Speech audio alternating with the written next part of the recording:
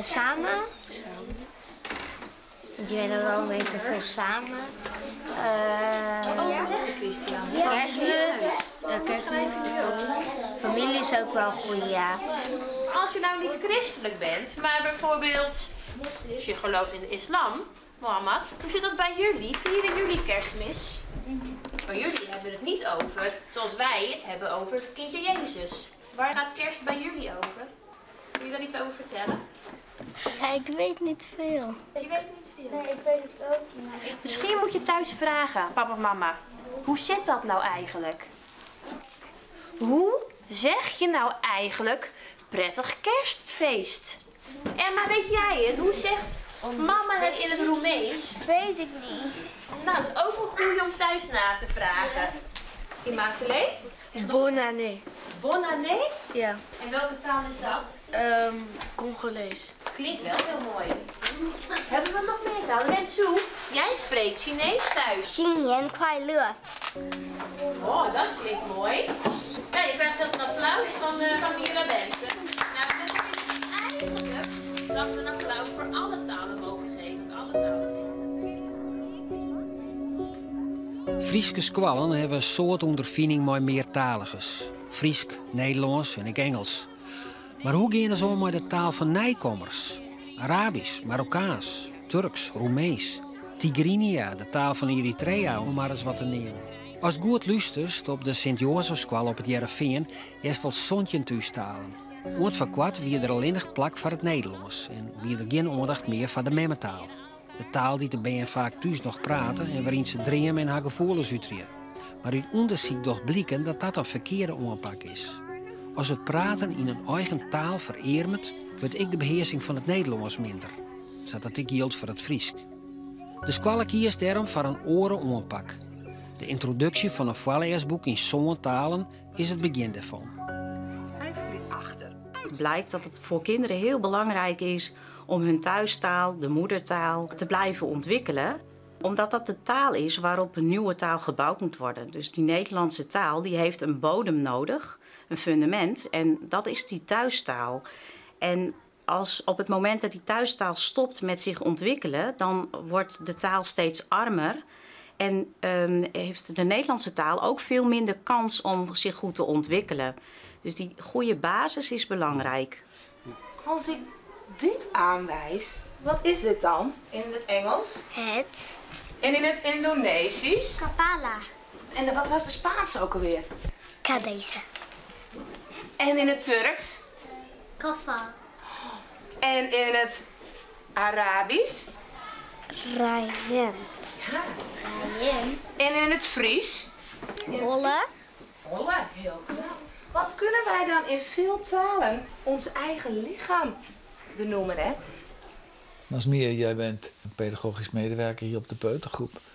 En je bent zelf als Turks meisje hier gekomen. Ja, als een Turkse peuter ben ik in Heerenveen komen wonen, ja. Toevallig heb ik ook hier op school gezeten. Ik heb altijd hier in de wijk gewoond. En je komt als bijna 4-jarige in Nederland en na een paar maanden ga je op de kleuterschool. En nou, dan begint het. Je zit daar en je snapt niks. Je begrijpt het gewoon niet. En het enige wat je wel begrijpt is andere Turkse leerlingen. Ja. Maar ja, in die tijd was het zo van, dat er werd gezegd van niet Turks praten, want je moest je Nederlands oefenen. What do you in my friends? What do you Ben, die sjoggen die verschillen eigenlijk helemaal net van elkaar. De soes die vaststellen kennen dat bij elkaar gaan verbeteren bijvoorbeeld. Ik ben natuurlijk juf, ik mag wel graag verbeteren, Jerk, dus ik wel eens. Maar deze band toch dat helemaal net. En ze begrijpen elkaar volkomen. Ik had het net, maar soms een hele zin is, of we verkeerd uitsprutsen. Ja, dat mag er gewoon wezen. Dat is voor de band gewoon eigenlijk. Ik wil vandaag even beginnen met het bidden. Doe ik het eerst even in mijn taal. En wie zou daarna in zijn of haar eigen taal ook een gebedje willen doen? Ik zie 2 vingers. Vader in de hemel, vandaag komen we eerst bij u voor deze bijzondere dag. Want het is nog lang geen kerst, maar we weten dat we vandaag hier voor het laatst eerst zijn. Want de kerstvakantie begint eigenlijk nu al morgen door de corona. Wilt u bij alle mensen zijn in deze wereld, in Nederland, in Friesland, maar overal waar u het maar kunt bedenken. En wilt u in het bijzonder bij Casper zijn, wiens opa is overleden en u samen met zijn moeder naar Polen is. Dat willen we u vragen. Amen. In de naam van de Vader, Zoon, Heilige Geest. Amen. Maar Wesma, wil jij als eerste? بسم الله الرحمن الرحيم قل هو الله أحد الله الصمد لم يلد ولم يولد ولم يكن له كفوا أحد بسم الله الرحمن الرحيم الحمد لله رب العالمين الرحمن الرحيم مالك يوم الدين إياك نعبد وإياك نستعين اهدنا الصراط المستقيم صراط الذين أنعمت عليهم غير المغضوب عليهم ولا الضالين آمين. Dankjewel. بفسكت سوارا نخاني أبنا سمعك نبرسن كاي كدس من استقاد نتا فات كاي بسنا كم سخنا كونا مدري خن مقفلتنا لميها بدنا نحن زبدنا بدلك وسلم لحقنا كاب كل فتين كحنا بنا فناتتونا من قسن حيلين كبرنا كاي مؤمن بسلام قدس كبريم الله أوكست مريم سلام نجيب الله خمر الخير بسكا خمر الخير أديس جبيت سوات سلام نجاف كورو لخي يسوع كريستوس تسلي خي من تنا محلنا وعملاق زون كل سب كورونا حيزوز لو بتجخا مسحوا برب آمين. Ben ben heel flexibel en het is wel bleken als je echt beginnen met de liedse dingetjes en thuis mag ze zich gewoon heerlijk in hun memmentaal ontwikkelen. Hier komt het Nederlands, als die schaamte maar voort is. En de waardering naar elkaar, want het is hier heel vanzelfsprekend dat je maar een andere taal binnenkomt. En daar kun je gebruik van maken. Er ben maar de grutskop wezen en er is ik bewondering in de klas. Want ze maaien ze nou en dan hun eigen taal natuurlijk jaren litten. En daar krijg je gewoon een leuke sfeer van. Je merkt alweer hoe lastig het is om een oorentaal je eigen te maken. Dus wat ben gewoon goed in hun vel zitten. En ze voelen dat de communicatie mogelijk is. Ja, ik al is het maar handen en voeten. Ze voelen zich zoen, wat jaren. Ja. Nou, dan gaat die Nederlandse taal die komt echt prima op gang. Moeten we weer op het bord doen mee ermee? Ja! Of doen we het zelf? Doen we het zelf? Ja! Oké. Het shoulders, knees and toes, knees and toes. Head, shoulders, knees and toes, knees and toes. Eyes and nose and mouth and nose. Head, shoulders, knees and toes, knees and toes. We hebben altijd een mooie balans gehad met Nederlandse kinderen en buitenlandse kinderen. Maar voor de buitenlandse kinderen moesten wij ons onderwijs aan gaan passen. We zijn toen gaan kijken van, nou, wat hebben ze nodig? Nou, we dachten van, nou, we moeten een verlengde schooldag kunnen aanbieden. We hebben meer tijd nodig voor het Nederlands leren. Dus we moeten ze er vanaf de peuters al hebben, zodat we dan al kunnen beginnen. Daarom zijn we 4 jaar geleden Integraal Kindcentrum geworden. En zijn we zo langzaam doorontwikkeld als wereldschool. We noemen ons nu ook een wereldschool. Daarin maken we juist expliciet gebruik van al die verschillende culturen om een oefenplek te zijn voor een interculturele samenleving. Welke komt daarna? Smikkelen of smullen? Denk goed aan het alfabet. Als school ga je je natuurlijk doorontwikkelen. Je verdiept je in theorieonderzoeken die er gedaan zijn. En wat nu uit onderzoek is gebleken, dat als je een volledig taalbezit hebt, dus al is het in Tigrinya of in het Engels of in het Fries of in het Arabisch, maakt niet uit. Maar een sterke moedertaal. Maar een sterke moedertaal die volledig ontwikkeld is en zich ook door blijft ontwikkelen. Als je die hebt, dan kan je daar heel makkelijk een tweede taal opbouwen. Het is het idee van dat je als Nederlands kind volledig opgegroeid bent in een Nederlandse omgeving en dan verhuist naar Engeland. Die kinderen die kunnen echt binnen een paar maanden spreken ze al een aardig woordje Engels en in een jaar spreken ze het volledig alles. En dat is het idee. Number 1. The number 1. I want the number 1. Here you go. I got you.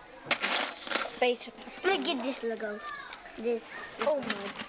We zien ook dat heel veel ouders worden geadviseerd nog om Nederlands met de kinderen te spreken.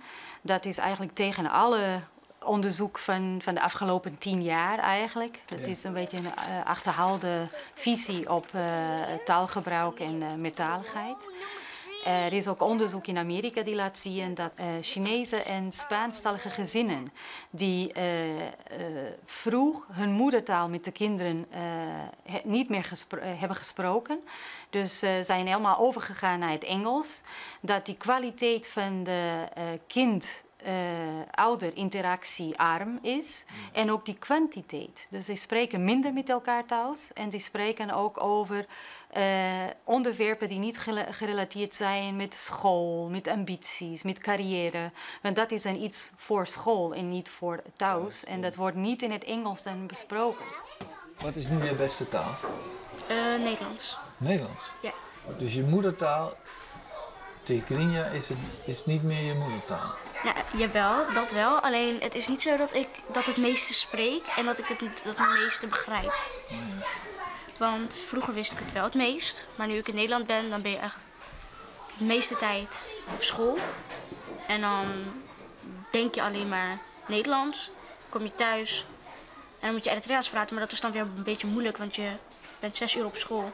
En dan leer je Nederlands. En dan ga je thuis, dan moet je Tekeninja praten. En dan moet je omschakelen? Ja, dan moet je heel snel omschakelen. En je lichaam kan dat niet heel snel. Jullie zeiden net van, jouw ouders worden er wel eens zat van. Dat jullie zoveel Nederlands spreken. Ja, want dan vinden ze dat wij ook zeg maar Eritreaans moeten praten. Omdat je dan, zodat we het dan niet vergeten of ze verstaan het niet. Oh ja. En het meeste is mijn vader, als hij het niet verstaat, dan zegt hij praat eens Eritreaans. En dan denk ik van, ja, maar dan weet je het niet. Dan weet je dat het goede woord niet. En dan over een paar minuten weet je het weer en dan zeg je het en dan is het een beetje raar. Ja. Wordt hij wel eens boos? Van, hé joh, praat hier het. Hij wordt niet boos, maar hij is dan wel een beetje, zeg maar, zat. Zij vinden wel dat jullie je moedertaal niet mag verleren. Nee. Nee. Dus daarom kijken we ook heel veel Eritreaanse programma's. Op een gegeven moment praten Ben dus heel goed Nederlands. En dan komen ze thuis. En als ze dan in het Nederlands beginnen, dat jouw ouders dat vanzelfs wel een stukje onrest. Want ze willen hun eigen Ben wel begrijpen. En je wil je eigen Ben helpen. En als ze iets moeilijks vinden in het Nederlands, willen je als ouder degene wezen om ze verder te helpen. En dat patroon draait op een gegeven moment om. Want Ben die ben dan op een gegeven moment vaardiger dan hun eigen ouders. Ja, dat kan vrouw in Jan. En daarom is het ook goed dat wij op school gewoon respect tonen. En die memmentaal elke keer weer een plakje jouwen dat het er wezen mag. En dat je je ouders net voorbij gaan. Je ouders blowen je ouders. En ze haar wie ziet in pacht, die je nog net ha. Alleen dus op het taal, ja, dan ben je ze misschien iets voor. En wat spreek jij thuis? Marokkaans, maar met mijn broertje Nederlands, omdat hij niet heel goed Marokkaans kan. Dus dan praat ik meer met hem Nederlands, dus ja. En hoe denk jij in je hoofd? Denk je dan in het Marokkaans of in het Nederlands? Marokkaans. Marokkaans? Ja. Dus jij zit eigenlijk in Marokko als je in de klas zit? Ja. In je hoofd? Ja. Vind je dat lastig? Nee, niet echt. Vind ik wel fijner. Ik weet niet waarom, maar ik vind het wel gewoon fijner. En dan ga ik gewoon, als iemand iets vraagt, dan praat ik dan weer gewoon Nederlands. En in mijn hoofd denk ik gewoon Marokkaans. Die moedertaal kan je niet wegnemen, die heb je nodig. Dat is inderdaad die taal van het gevoel. En alles wat er in de dag gebeurt, daar zit ook die andere taal zit daar nog steeds bij. Wij spreken natuurlijk met elkaar de Nederlandse taal op school. Want we zijn een school in Nederland. Maar die taal van het kind zelf, die taal die zij thuis spreken, die blijven zij natuurlijk in hun hoofd houden. Staren, sleet, driehoeds. Fries is ook een taal en dat geldt voor alle talen. Je hebt een taal die je vanaf je geboorte spreekt met je ouders. En daarin worden jouw kleine dingetjes geleerd. En daarin word je getroost. Daarin word je blij gemaakt, word je verrast. En die taal, die blijf je je hele leven meenemen. En dan kan je ook later andere talen leren. Denk je nu in het Nederlands of denk je in het Chinees? Chinees. Chinees? Ja. Ja? En denk je Nederlands en Chinees door elkaar in je hoofd of alleen? Nou, nee. Nee? Welke taal denk je in je hoofd? Chinees. Chinees. Ja. En thuis, hoe spreken ze bij jou thuis? Gewoon Chinees. Chinees? Ja. En dan spreek je ook Chinees? Ja. En dan Maak je huiswerk en helpt je moeder of je vader je met huiswerk? Ja. In het Nederlands? Ja. En mijn moeder kan wel Nederlands, mijn vader niet. Die is echt Chinees? Ja, die is echt Chinees. En hoe is dat met jou? Ik ben in Nederland geboren. In Nederland geboren? En ik ben eigenlijk, toen ik was 0 tot en met 4 ging ik alleen maar Romeins praten. En ik Thuis? ging thuis. En van mijn vader ging ik Nederlands leren. Omdat hij Fries was. Jouw vader is een Fries? Ja, en mijn moeder is Romeins. Oh, ja. En spreek je nu 2 talen? Of hoeveel talen spreek jij? Soms doe ik Engels, soms doe ik Romeins en soms doe ik heel vaak Nederlands. En ook Fries van je vader? Ik praat eigenlijk niet Fries. Net 4 van de Sint-Jozefscholen is binnen Duivenbleeuw het binnentreintje. En daar is het Fries juist wel de eerste taal. Mooi. Wat voor kleur hebben die blommetjes? Hé, wat voor kleur hebben de blommetjes? Wiet, ja. Dit liedse Duivenbleeuw is een van het 10-tal in Friesland die het stiepen krijgen van het Centrum Friestalige Binnenopvang. Uitgangspunt is dat het onleren van meerdere talen, ik het Fries, de sociale en intellectuele ontwikkeling van Ben ten goede komt. Eten dan bij de pannenkoeken? Ja, dat ken ik. Jonge Ben leren heel makkelijk een tweede taal, maar ze verliezen ook heel makkelijk haar eerste taal. En dat geldt vooral voor Ben die tussen minderheidstaal praat, omdat die toch krijgt als het Fries, omdat die in de omgeving minder voorkomen en minder status hebben. En Ben vielen dat wel ons, van wat voor taal is belangrijk en interessant en wat voor taal zorg je op televisie. Dus die merken heel gauw van, oh, de ene taal is krijgt wat interessanter en wichtiger om te leren als de orentaal. Dus dat zorg je wel vaak bij Ben die de minderheidstaal praten, zoals Frieske Ben, maar ik ben die tussen de oortaal praten, Turks of Marokkaans. Dat ze soms op een bepaalde leeftijd de eigen taal niet meer praten willen. Dat begint al vaak als een eerste strijd en heel binnen.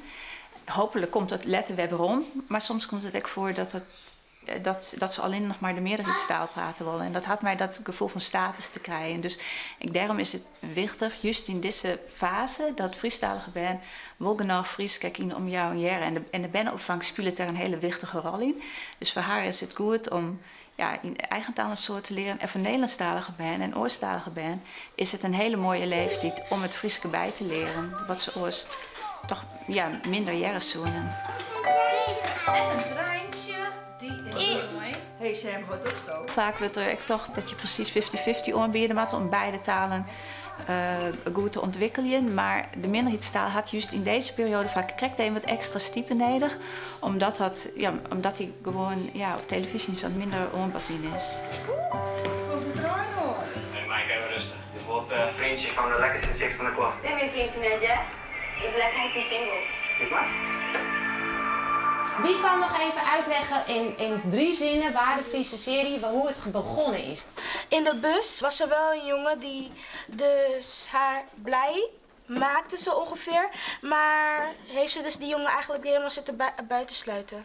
Goed.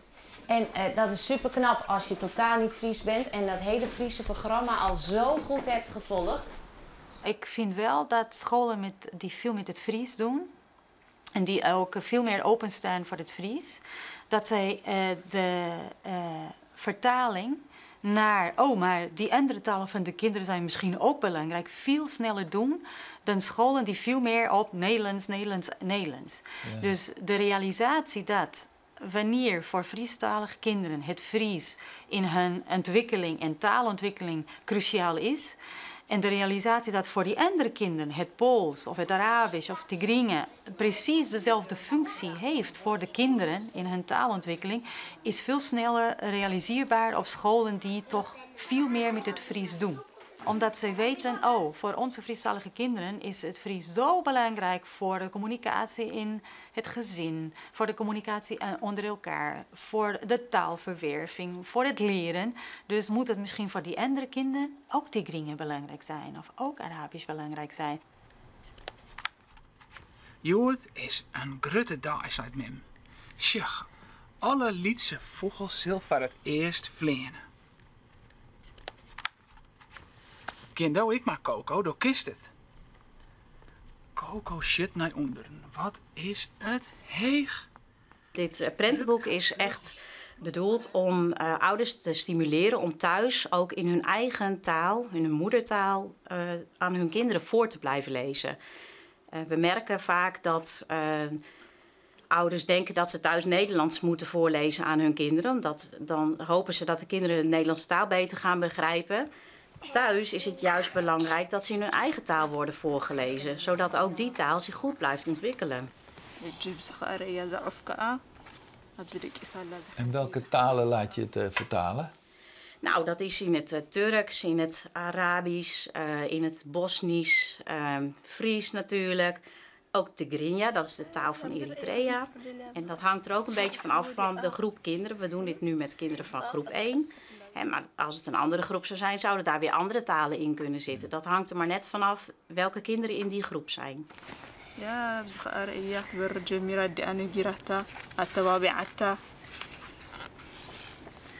Ja, بزرعي حج بريرة يا وما تشوخن فعتي لا تحجم بريرة خيدا يا تبوت زعما تعرف مش بتخيا ja?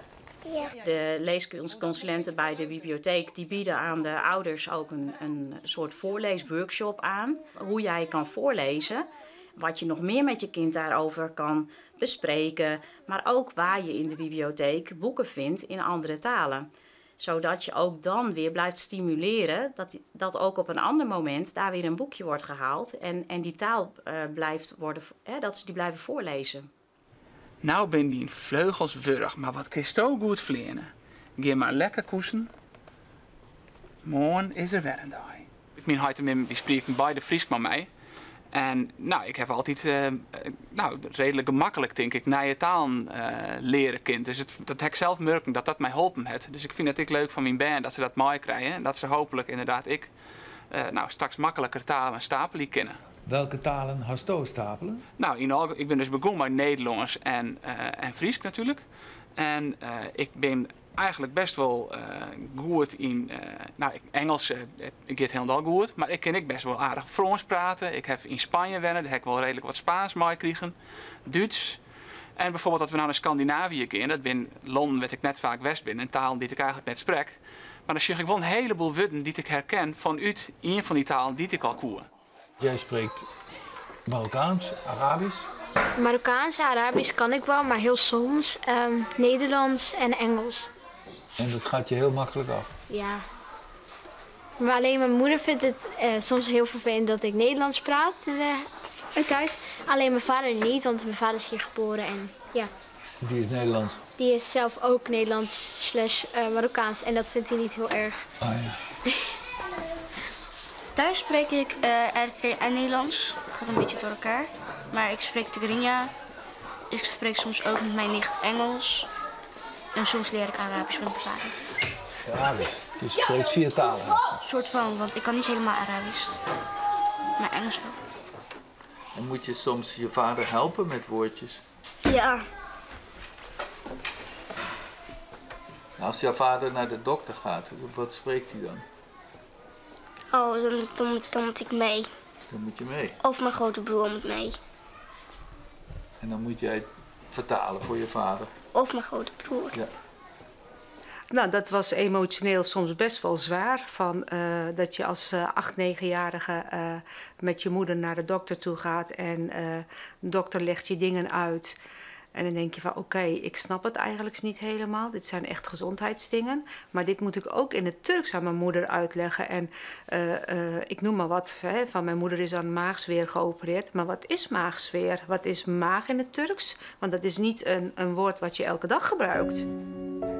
De oorstalige ouders van de band van de Jozefskolen praten vaak al behoorlijk Nederlands. Maar gewoon van haar kunnen haar Nederlands nog wel wat verbeteren. En dat geldt zeker voor ouders die de laatste jaren hierheen vlechten binnen of memmen die het verenigd mochten met haar man. De gemeente Heerenveen is daarom te jaren met de bibliotheek het Digitaal Huis begonnen. Via het voorleesproject van de Jozefskolen kan het contact met die ouders leveren. Wat wij te maken hebben met het project van de Sint-Jozefschool. Dat is dat de gemeente Heerenveen de ambitie heeft om eigenlijk preventief te werken aan laaggeletterdheid. De deelnemers die wij hier nu binnen hebben, die hebben hun kinderen al volwassen, zijn zelf in hun taalontwikkeling achtergebleven en leunen volkomen op hun kinderen als het gaat om het gesprek bij de dokter, financiële zaken regelen, informatie van internet halen of wat dan ook maar, formulieren invullen. Ze zijn volkomen afhankelijk. En dat is zeker voor de kinderen een hele ongezonde situatie. Dus nu hopen we door dit voorleesproject van de Sint-Jozefschool en de verbinding met het digitaalhuis te bereiken dat deze mensen al in een veel vroeger stadium zich willen aanmelden. De ouders heb ik het nu over, voor het digitaalhuis.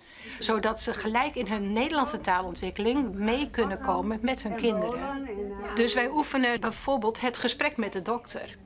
Of de openingstijden van het zwembad opzoeken op internet. Dus gewoon echt hele praktische vaardigheden. En dat de taal dan niet perfect is, dat vinden wij minder belangrijk. Als ze maar uitstappen, als ze maar gewoon participeren en gaan meedoen. Waren er nog een aantal kinderen die in hun eigen of een andere taal jullie nog iets willen toewensen? Luid en duidelijk. Bonne année. Bonne année. En kun jij vertellen wat dat betekent? Heb je het gehoord? Ja. Leiden. Prettig kerstfeest. Prettig kerstfeest. Even gewoon gaan staan, even rechtop. Kunnen we het goed horen? Mubarak. Dankjewel. Mag ik zeggen? Iyillar. Merry Christmas. Ja, Feliz Navidad. Ja. 圣诞节快乐。 Dat is Ik merk wel dat ben die al 2 talen beheersen, ankerpunten hebben om orentalen ik beter te begrijpen. Hoe meer talen ze kennen, hoe sneller ze de overeenkomsten zoeken, maar ik de verschillen. En dat maakt het dat ze het, dat is een extra. Maar dat geldt net voor alle ben. Want het is wel een verschil. Kom je hier als 4-5-jarige, dan leer je het Nederlands vanzelfs al heel wat in de wies. Als ze in groep 6 hier komen, dan moet ze er best hut voor werken om het hier in groep 8 op niveau te halen. Maar je ziet een mooie groei en die ontwikkeling die zet zich wel terug op het voortgezet onderwijs. Dus daar haal je het oor van deze is misschien nog net hier en dal in het Nederlands wezen matten, maar in het voortgezet onderwijs ben daar ik weer programma's voor. Dus ja, je moet zeker zien naar een intellectuele ontwikkeling en daar baseer je hun niveau op. Heel veel talen hebben we ook bij de kleuters. Maar die vinden het heel moeilijk om een vrolijk kerstfeest in hun eigen taal te zeggen. Dat is heel lastig. En toen zeiden we, wij kennen allemaal wel een Engels liedje van we wensen je een vrolijk kerstfeest, hè? Ja. Gaan we zingen. 1, 2, 3. We wish you a Merry Christmas. We wish you a Merry Christmas. We wish you a Merry Christmas and a Happy New Year. En dan doen we het allemaal samen. We wish you